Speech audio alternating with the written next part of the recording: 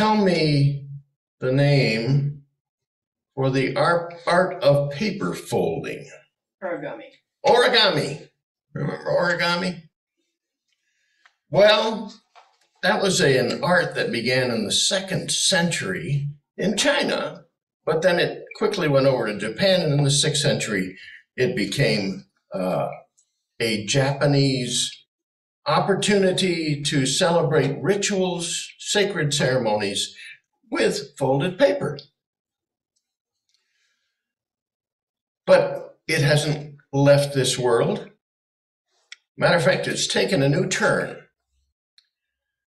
NASA scientists have been inspired by origami, the folding, and in their case, it's not paper, but of other things. They have a New World mission project that seeks to look into the universe and observe planets around the stars to find out a little bit more about us and our life. The challenge, however, is that the star is so bright that the planets can't be observed. The answer? A star shade. It's only as big as about a football field, or half of a football field. So, a challenge in getting that star shield up there. NASA studied origami and found out that they could fold that star shade into a rocket. And when that was folded into the rocket, launched into space, put in line with a telescope, suddenly that which could not be seen was able to be observed. And so now we can look at the planets around some of the distant stars. Well, it's interesting how that unfolding occurs. And I want, Donna said she's going to help me. Donna's online. Donna, would you give us just a little view of this? There's a video that she's going to share to give us an idea of how this massive thing, this is a working model, so it's just not the largest the big one. But Donna, go ahead, please.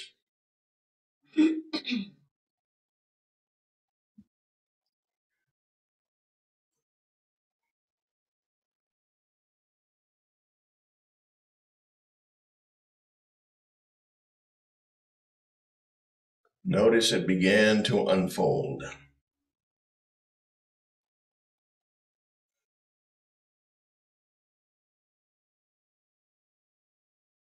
Wow, and that's only the core of it. That's the core. Then there are leaves like the leaves of a sunflower that go beyond that.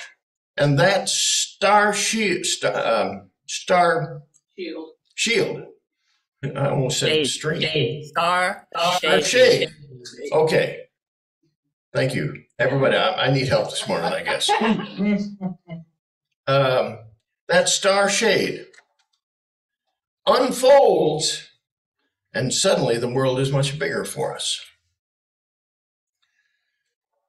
We've been talking about love, and we've been talking about love as that all good stuff, energy, if you will, from which everything is made.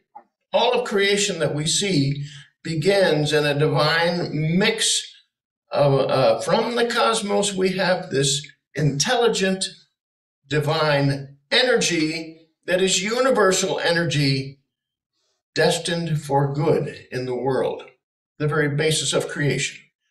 Even scientists, quantum scientists now tell us that love is that stuff, that substance from which everything is made.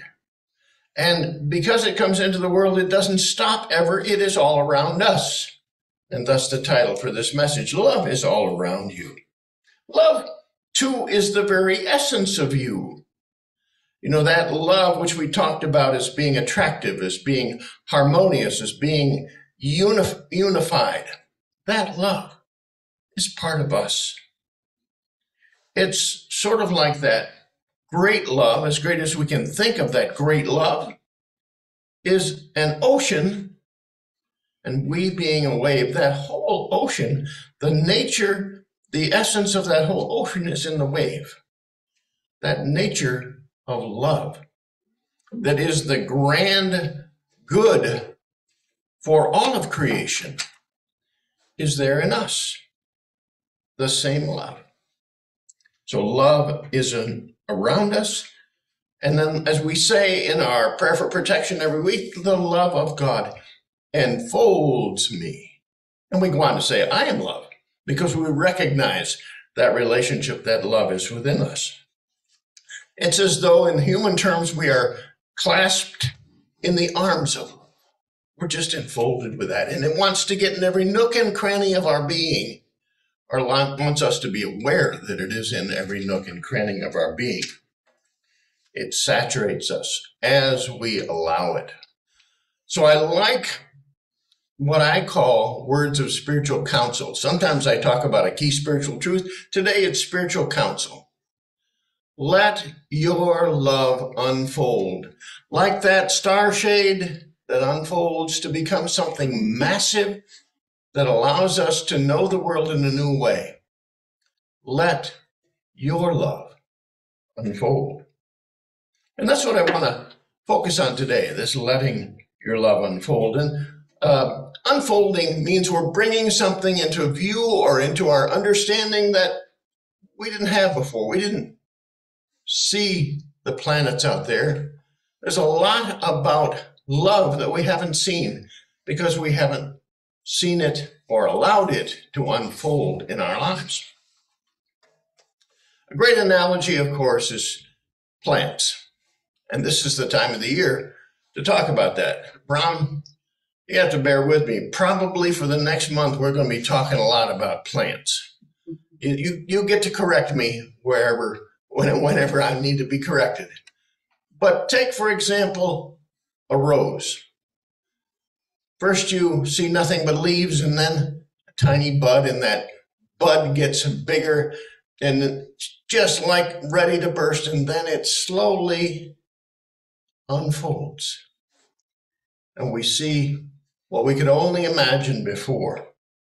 Time-lapse photography lets us see that in action. But take another plant. Take an oak tree. Oak tree begins as a small acorn. Kind of hard, looks dead.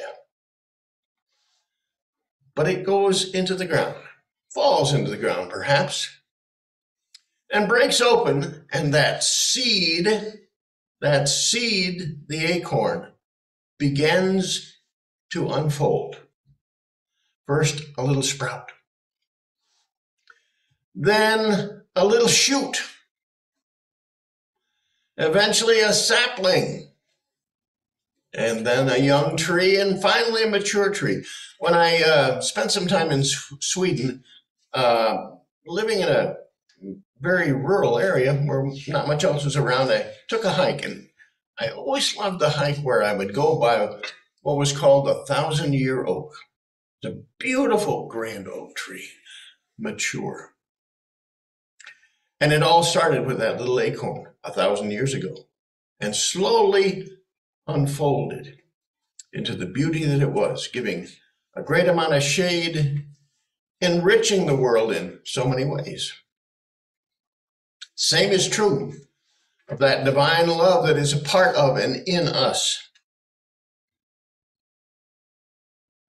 That tiny seed of love, maybe we only see a tiny seed at first, is ready to emerge into the world, is ready to unfold. There's a scripture in the Christian scriptures from the Gospel of John that talks about if you don't let a seed fall into the ground and die, it's as though it's dead, nothing will happen. But when it's put in the ground and allowed, it emerges and eventually brings fruit. That's the very nature of the love that is in and all around us. It wants to unfold. You've seen that in people. You've seen a scrawny kid unfold bit by bit and grow up into a world leader. You've seen a person that comes from very humble means grow up into one that demonstrates compassion on a global level. You've even probably seen that a little bit yourself. Something you never thought would be possible. You look back and say, wow, something has unfolded in me. And I say that that something is love. This is true of my own experience. I grew up, as most of you know, the son of a Baptist preacher. And as I grew up, I turned from that teaching of my youth, took a little different track, and took the position, well, I'd never do that. I'd never become a pastor or a minister. It happened slowly, kind of snuck up on me. Eventually, I took an interest in unity teaching and metaphysical understanding, studied it, was really fascinated by that. It really struck a chord with me. And then I came to Payson. After having studied and become a licensed unity teacher, ready to teach, and decided that I would apply to be spiritual leader. And that's 6 years ago, or close to 6 years ago. Yeah. And, but I never expected that. I never expected my life to unfold in that way.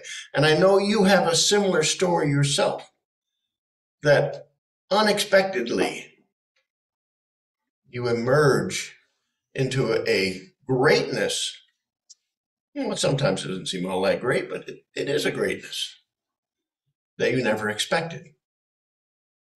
But what about if we did that intentionally?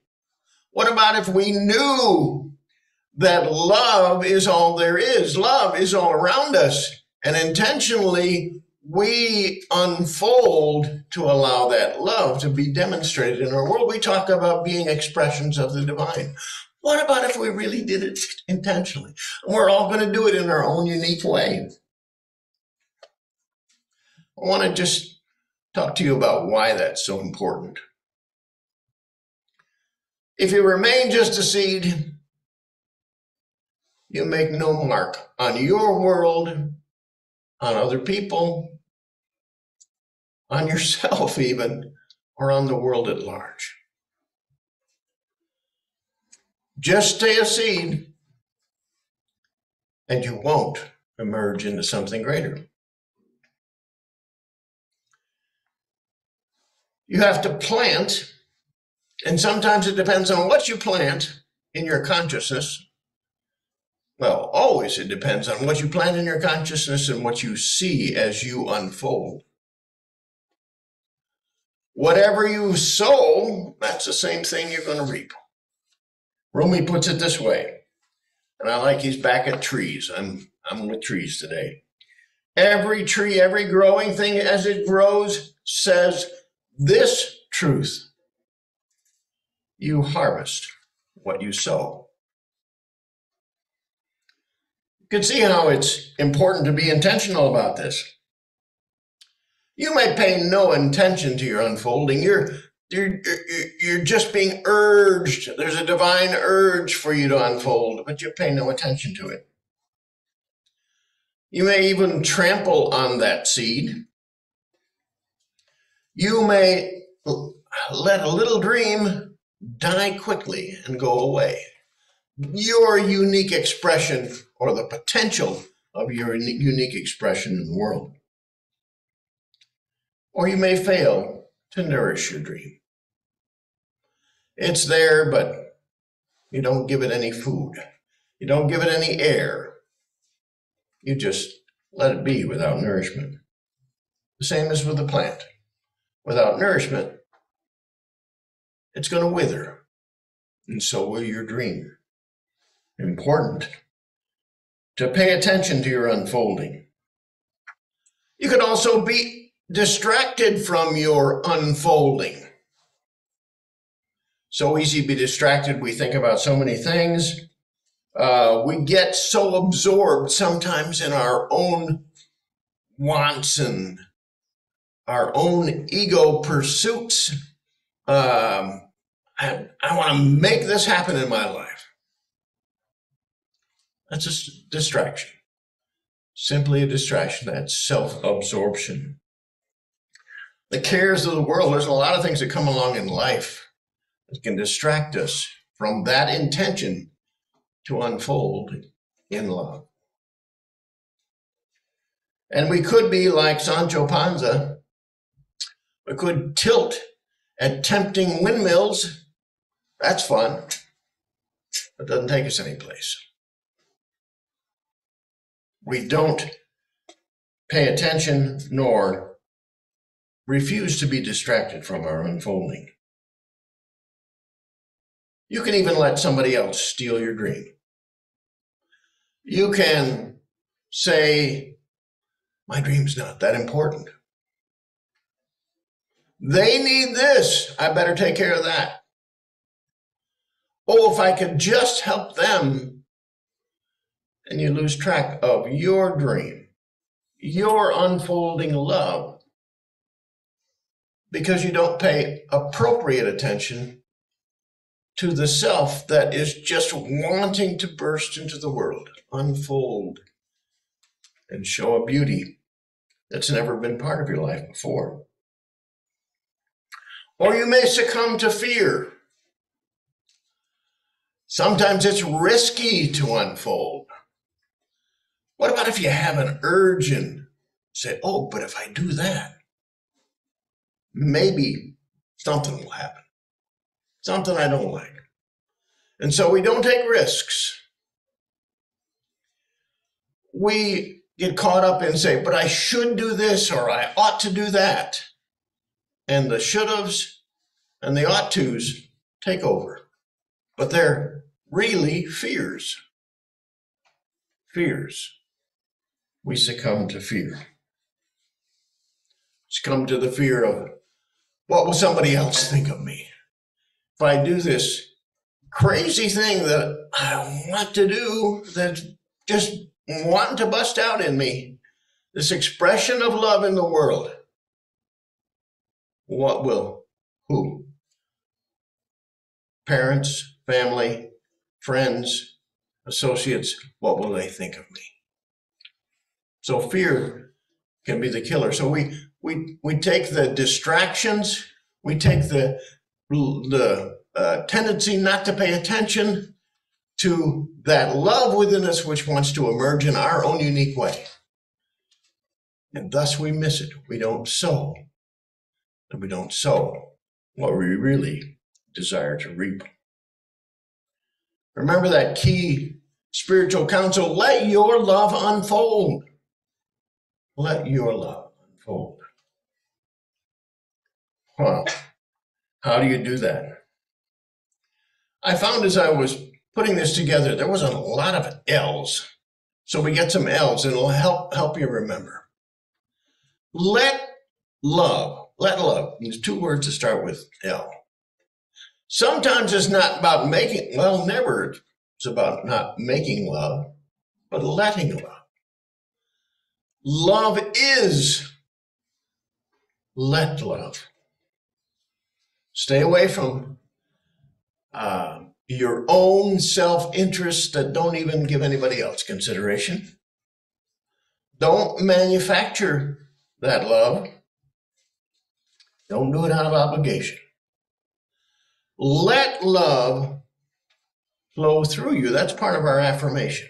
Love flows through it as we allow and expresses then in the world, and we, as though it is, become that love. There's in the translation of the Bible called the Living Bible, it put it this way: let love guide your life. Let love guide your life. That's one set of L's. But I think the big one, and we talked about this in Saturday Soul Boost yesterday, is listen. Listen inward and listen with ears to the outside world. Listen inward first, Listen to that intuitive voice within that's just saying, this is the direction to go. Try this. Listen and become good at listening. You're going to have to spend time in a little bit of quiet to get there. But if you do, the reward will be great. As you listen, you express an authentic love that's much like the creative love that spawned the whole of the universe. It can be exactly like it, but the more you listen, the closer you're going to express that in the world. Listen to that small inner voice. But listen to that person whom you're called to love. One of the greatest gifts we can give to people is to listen to them, to be present to them, not to tell them what to do, not even to ask them what they want, but to listen to them. Because sometimes listening is the most loving thing we can do. So easy to get talking real quick. Listen. Listen to the inner voice.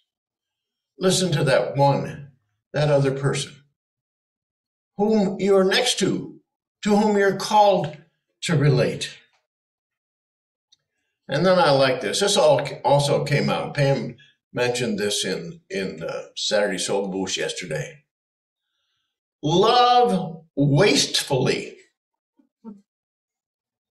That's something that John Shelby Spong, Bishop Spong, a friend of Unity, said. Love wastefully. Don't feel like you're going to give away more than you've got. Just love it as though you can be wasteful with your love. So you got those things. Let love, allow love to come through you. Listen to the inner voice. Listen to that one whom you're given to love. And love wastefully. That key spiritual counsel again is let your love unfold. Like the star shade, I have help at my house. Thank you, Donna. Like the star shade, I'm going to bring this up to the camera so maybe everybody can see it. Let your love unfold. A little bit of origami. Let your love unfold. And so it is.